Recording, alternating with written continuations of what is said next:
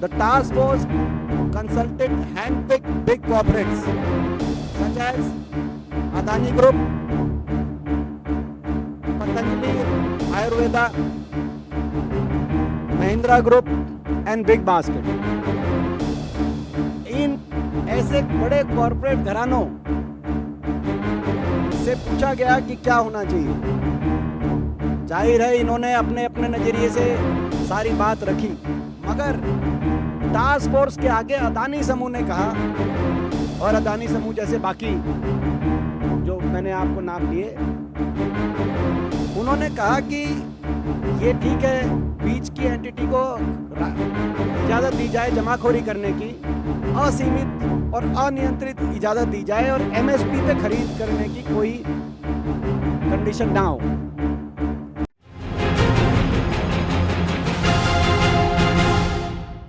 बनाई थी जिसमें सारे इंटर मिनिस्ट्रियल कमेटी थी, वो अपना काम अलग कर रही है। उस जो कि डबलिंग फार्मर इनकम और इनकम बढ़ाने के लिए उसको टास्क दिया गया था। जब उसने 14 वॉल्यूम के अंदर 3000 पेज की रिपोर्ट दी, जब उसने अपनी 13वीं वॉल्यूम सबमिट करी, यानी कि उस रिपोर्ट की तरफ कोई उसको अनसुनाद किया जा रहा है, अनदेखा किया जा रहा है, तब इस दौरान ये टास्क फोर्स ने अपना काम पूरी तेजी से शुरू कर दिया। और इस टास्क फोर्स ने किससे कंसल्ट किया, टास्क फोर्स के कौन कौन ऐसे लोग थे जिनसे टास्क फोर्स ने कंसल्टेशन करी। टास्क फोर्स ने the task force consulted handpicked big corporates such as Adani Group, Patanjali Ayurveda, Mahindra Group and Big Basket. इन ऐसे बड़े कॉरपोरेट घरानों से पूछा गया कि क्या होना चाहिए। जाहिर है इन्होंने अपने अपने नजरिए से सारी बात रखी, और अंततः आपने देखा कि कोविड के दौरान बिना संसद में बहस किए 3 कृषि कानून आ गए। मैं एक उदाहरण देना चाहता हूं, छोटा सा उदाहरण, क्योंकि 3 कानूनों में ज्यादा डिटेल में नहीं जाऊंगा, लेकिन एक उदाहरण, अशोक डलवी जी की जो कमेटी सरकार द्वारा इंटर मिनिस्ट्रियल कमेटी थी, और एक और इत्तेफाक देखिए, इस टास्क फोर्स को भी के भी चेयरमैन अशोक डलवी जी को बनाया सरकार ने। नीति आयोग के जो शरण मराठे जी की टास्क फोर्स है, तो अशोक डलवी जी दोनों ही टास्क फोर्स के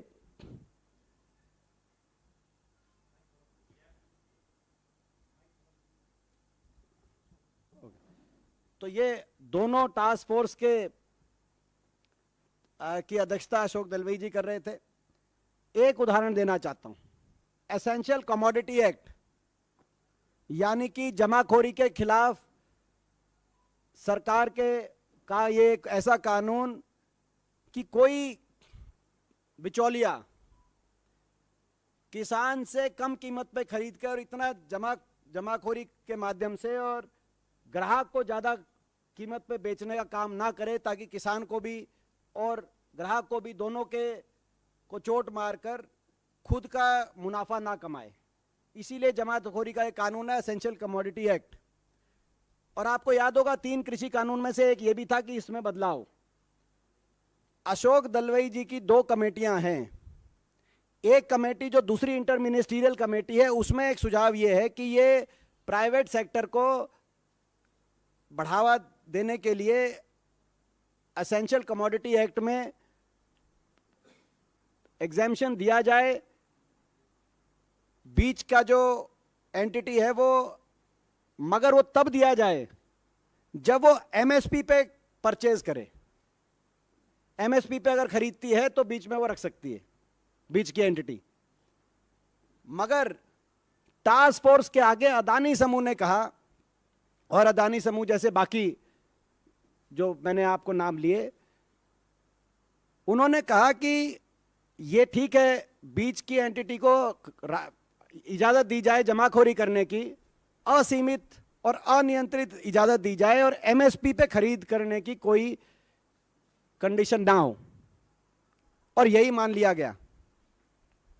कानून जब आया तो उसमें जो अशोक दलवई जी की भारत सरकार द्वारा जो इंटर मिनिस्ट्रियल कमेटी थी उसकी सिफारिश को ना मानकर ये थी जिसमें इनकी जो टास्क फोर्स थी शरद मराठे जी की टास्क फोर्स, उसकी कंडीशन मान ली गई कि कोई एमएसपी पे खरीदने की अनिवार्यता नहीं है।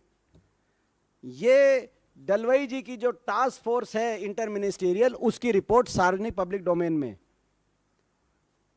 अभी तक ये जो नीति आयोग द्वारा जो ये इसकी रिपोर्ट पब्लिक डोमेन में नहीं है, लेकिन किस समूह ने क्या कहा, महिंद्रा ग्रुप ने क्या कहा उसमें सुझाव, अदानी समूह ने क्या कहा, पतंजलि समूह ने क्या कहा, वो सारा पब्लिक डोमेन में है।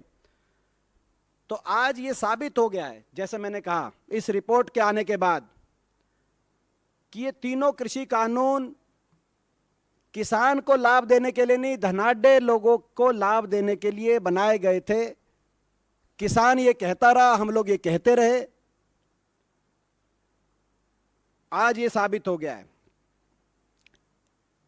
केंद्र सरकार को अपने ड्राफ्ट, इस बिल के द्वारा अपने ड्राफ्ट पे इतना भरोसा था कि कोविड के दौरान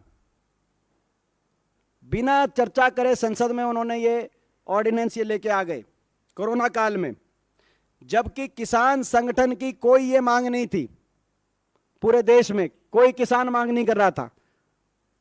तभी किसानों को शक हो गया था, हमारा देश का किसान भोला जरूर है लेकिन समझदार भी है। ये जय जवान जय किसान का देश था और है और रहेगा, लेकिन भाजपा ना जवान की है ना किसान की है, भाजपा केवल धनवान की है, यह भी साबित हो गया है।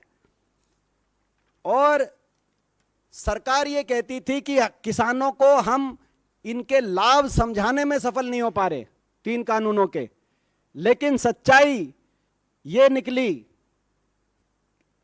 कि किसान ये समझ गया कि इन बिलों के पीछे हकीकत क्या है। ये बड़े उद्योगपति धनाढ्यों को फायदा पहुंचाने के लिए और किसान को नुकसान पहुंचाने की नीयत से लाए गए हैं।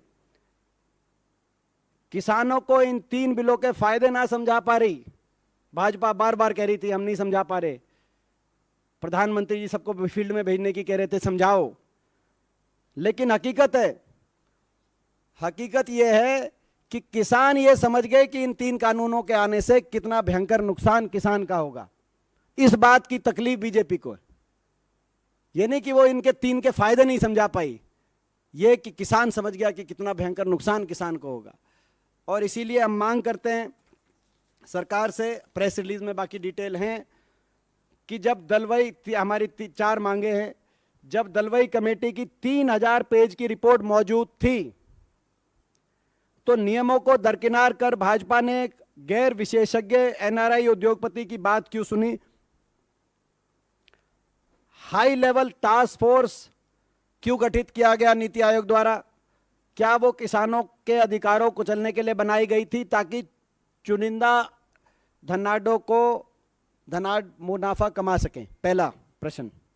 दूसरा, आखिर भाजपा सरकार को चुनिंदा पूंजीपतियों का फायदा कराना क्या इतना जरूरी है जिसके चलते उन्होंने देश की पूरी खाद्य व्यवस्था और कृषि सेक्टर को तार तार करने की साजिश रची?